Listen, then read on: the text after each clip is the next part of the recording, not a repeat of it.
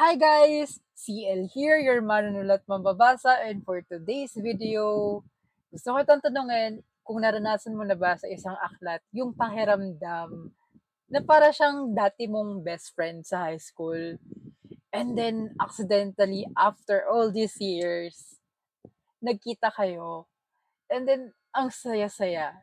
I want to focus sa feeling ng kasiyahan. Yung uplifting feeling. Uplifting. So, ayun. Bakit ko ba tinanong yun? I think I've experienced that feeling earlier. So, meron akong nare-read. Oo, guys. Re-read na aklat. So, kaya yun yung tanong ko, an old friend. Kasi may binasa ulit akong nobela. At ang nobelang to ay Kapitan Sino ni Bob Ong. Gusto ko lang i-share sa inyo na malaking part ng pagiging writer ko right now si Bob Ong ay may face ako sa life ko na binasa ko lahat ng titles niya. Yung mga sinulat niya, kasi meron din kasi siya mga translated eh. Hindi lahat na na-translate yung nabasa ko. Pero yung mga sinulat niya, from Aba to Bakit Baliktad, paboritong libro ni Judas, nabasa ko yon up to 56. Kaya, ito nga, nabasa ko to nung senior high school ako. And then, binuklat ko nga siya kanina, binasa, trinay sinimulan. I mean, sinubukan ko ng simulan ulit. And then, I found myself na digging deeper doon sa novela. So, tungkol saan ba yung Kapitan Sino? This is your superhero story, pero I don't think if not usual ha. Basta for me, it's a superhero story, pero it can give more. So, tungkol siya kay Rogelio Manglikmot na natuklasan na kaibigan niya na may superpower siya. Alam ni Rogelio na may superpower siya, pero hindi niya share sa iba. Accidentally nalaman lang ng friend niya, si Bokbok, na may kapangyarihan siya. At yung kaibigan niya, kinausap siya, like, pare, bakit hindi mo gamitin yung kapangyarihan mo para tumulong sa ibang tao? Uh, so, onting pag-udyok pa ni Bokbok, napilit niya si Rogelio at doon nagsimula ang kanyang adventures as a superhero at nalaman niya na lang niya one day, pinangalanan na siya ang Kapitan Sino. Even though ang gusto niyang pangalan ay super strength, na ang comment naman ni Bokbok ay tunog, Mighty Bond. So, ano ba yung nagustuhan ko dito sa aklat na to? Ang nagustuhan ko dito is yung mga yung humor ni Bob Ong. And then, ang gaan niya basahin. Tapos, ang dali niyang i-imagine. Super dali niyang i-imagine. Like, sa utak ko nagpi-play si Rogelio, yung ginagawa niya, pagliligtas siya sa mga tao. May ganun siyang effect sa akin. Tapos, ayun nga, tawa ko ng tawa. Tapos, nandito yung di ba, sa Aba, meron din part na, ay, sa Aba ba yun? Or sa Bakit Baliktad? Pinunan, hindi naman sa pinunan, pero pinansin ni Bob, bakit ba yung mga pangalan ng mga nickname ng mga tao ay paulit-ulit? Like, yung pangalan ng friend nga niya na nabanggit ko ay Bokbok, and then meron siyang, si Rogelio may pinangalan ng bata, kasi sobrang kulit, pinangalan niya ng Gingging.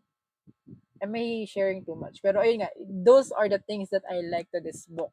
Aside from that, nangyari yung, I mean, yung setting ng libro ay around 1970s or 80s. I think 80s to 90s.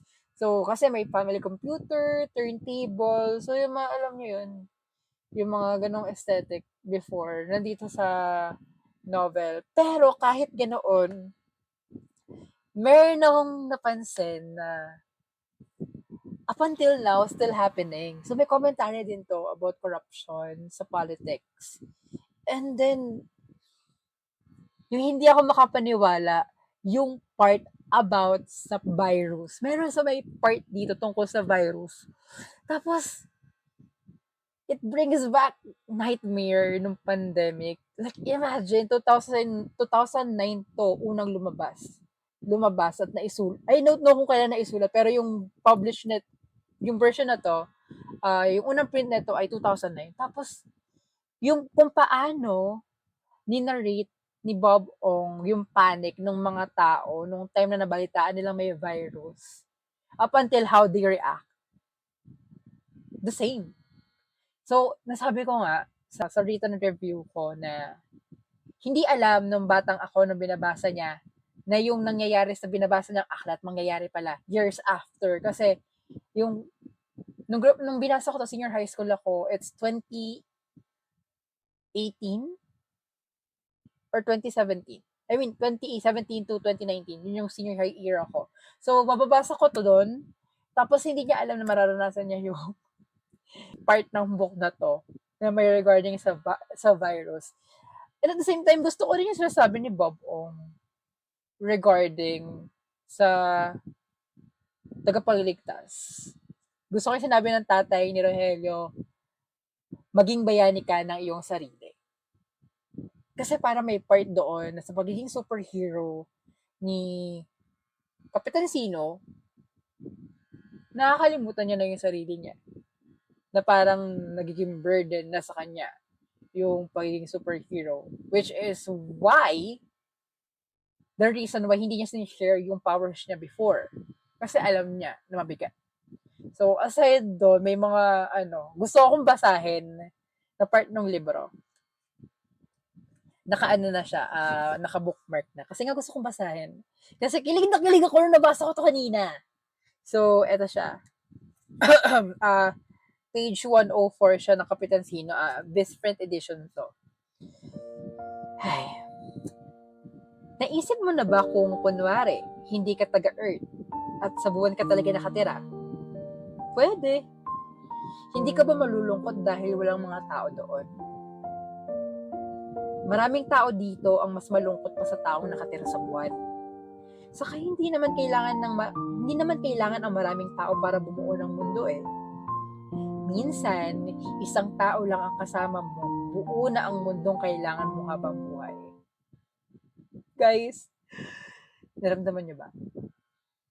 Yung kilig. Like, guys, kung ako yung sasabihan netong maraming tao dito ang mas malungkot pa sa tao nakatira sa bahay. Tsaka hindi naman kailangan ang maraming tao para bumuo ng mundo eh.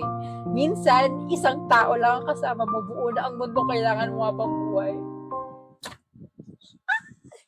Gusto ko yon, Rogelio, sabihin mo rin sa akin, charot na. So, ayun, that's the part na gusto ko i-share na parang ang sarap pagmahal, charot. Tapos masasaktan. So, kaya ko rin ginawa yung video na to is to say to you guys na baka may books din kayo na na-enjoy nyo before and then suddenly makita nyo siya sa shelf nyo or somewhere inside your room or sa bahay nyo. Read it guys. Basahin nyo. Baka, ayun, maranasan nyo rin yung dopamine.